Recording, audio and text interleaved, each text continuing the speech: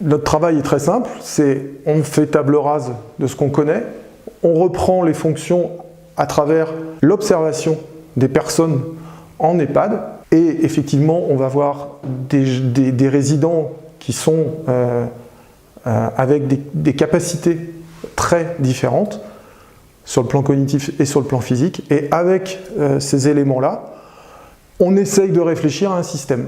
Notre mission était plutôt innovante et même très intéressante pour nous. On est parti avec un regard complètement neuf sur le projet. Nous, on voulait bouger les codes. L'objectif, c'était de se dire, on a une chambre traditionnelle. On sait que les EHPAD sont en règle générale traditionnels. Donc c'est pour ça qu'on est parti sur un principe de mobilier modulable, en fait, qui était greffé et plugué sur une trame murale, verticale, qui permettait concrètement d'adapter les mobiliers en fonction des usages de chacun, des handicaps, ou en tout cas des handicaps de la vie de chacun.